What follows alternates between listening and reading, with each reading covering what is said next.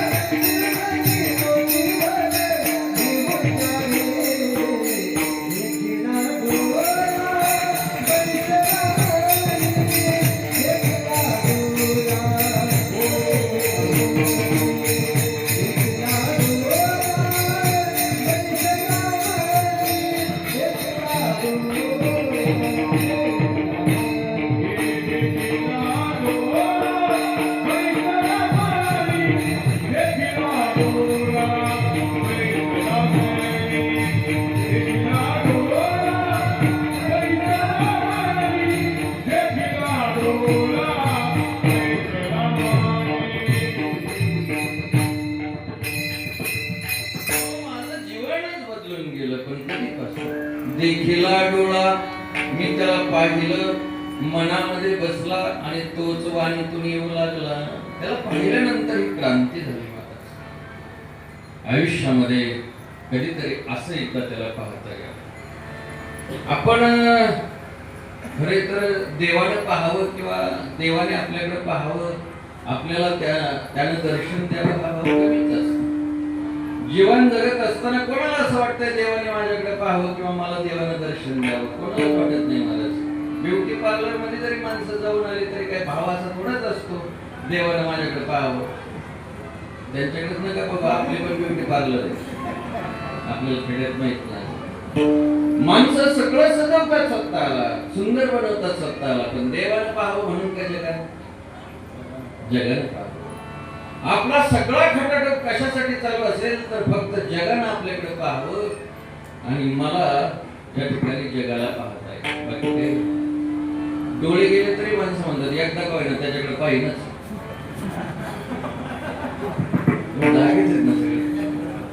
डोळे गेले तरी त्याचा नाच होतो, पाहिनच बनते.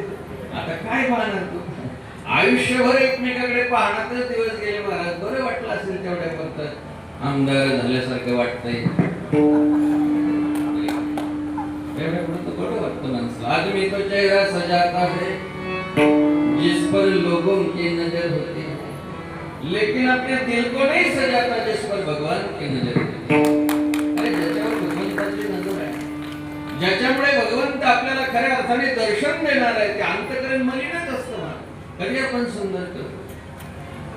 तुका म्हणे चित्त करार निर्मळ येऊनी रूपाला आहे. आणि जर ते निर्मळ व्हावं असं वाटत असेल तर आपल्याला त्याला पाहता आलं पाहिजे, त्याला पाहण्यासाठी प्रयत्न केला पाहिजे. आयुष्यामध्ये सगळ्यात सुंदर असलेला परमात्मा एकदा का पाहिला महाराज, मग काही पाहावं वाटत नाही.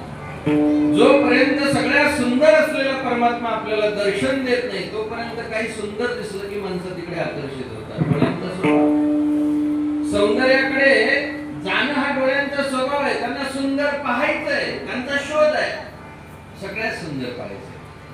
पण जेव्हा सगळ्यात सुंदर परमात्मा त्यांना दिसतो मग ते काहीच पाहायचं या ठिकाणी ध्यास घेत नाही, तेव्हा काहीच पाहू त्यांना वाटत नाही. पण सुंदर असलेला परमात्मा दर्शन देणं हे मोठं भाग्य असणार. ते गोपाळांचं भाग्य आहे. भगवंताने गोकुळामध्ये अवतार धारण करावा. किती सुंदर महाराज.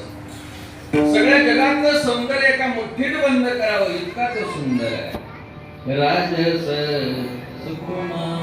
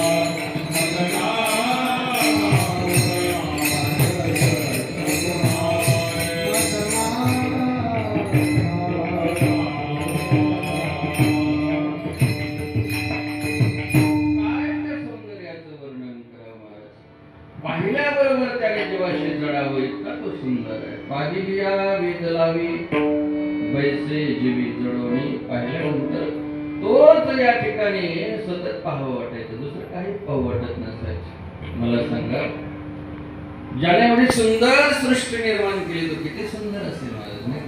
नाम तुम्हारा तारन कब तेरा दर्शन होगा जिसके